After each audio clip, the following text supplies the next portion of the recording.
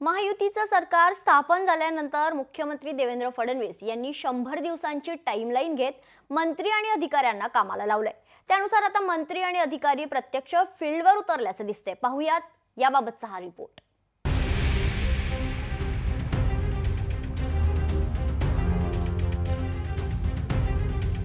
गतिमान महाराष्ट्र, अंमलबजावणी ही वेगवान। फडणवीसांच्या आदेशानंतर मंत्री ही फील्डवर, अधिकाऱ्यांच्या कामकाजालाही वेग। सरकार स्थापन झाल्यावर मुख्यमंत्री देवेंद्र फडणवीसांनी 100 दिवसांचा टास्क देत मंत्र्यांना वेगवान कामकाजाचे आदेश दिले। सरकारमधल्या सर्व मंत्र्यांना आठवड्यातील किमान 3 दिवस मंत्रालयात तळ ठोकून लोकांची कामं करण्याचे आदेशही दिले गेले। त्याचप्रमाणे आठवड्यातले 2 दिवस राज्याचा दौरा करत प्रत्यक्ष फील्डवर जात पाहणी करण्यास सांगितलं गेलं।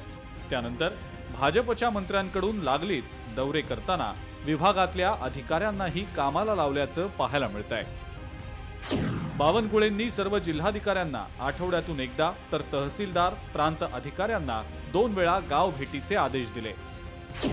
शिवेंद्रसिंह राजेंनी बांधकाम खात्यातील सर्व अभियंत्यांना आठवड्यातून 2दा रस्ते, पूल, इमारतींची पाहणी करण्याचे आदेश दिले। अशोक उईके स्वतः भाजपचे आमदार आणि खासदारांसोबत आदिवासी आश्रमशाळात वास्तव्य करणार, समस्या जाणून घेत उपाययोजना करणार। प्रशासन आता जनतेच्या दारी जाणार आहे। सरकारला सर्वसामान्यांचा विकास किंवा सेवा द्यायला त्या ठिकाणी सोपं होणार आहे, गतिमान सरकार होणार आहे आणि देवेंद्रजींच्या बदललेल्या देवाभाऊ सरकारचं हे प्रतिबिंब आता दिसायला लागलेलं आहे। सरकारी काम आणि 12 महिने थांब ही म्हण सर्व परिचित आहे। ग्रामीण भागातील लोकही स्थानिक पातळीवर काम होत नसल्यानं मंत्रालयाच्या चक्रा मारत असतात आणि म्हणूनच देवेंद्र फडणवीसांनी गतिमान महाराष्ट्राची टॅगलाईन घेत मंत्री आणि अधिकाऱ्यांना कामाला लावलंय। आता सर्वसामान्य जनतेची कामही वेळेत पूर्ण होतील हीच अपेक्षा। चेतन ननावरे, लोकशाही मराठी, मुंबई।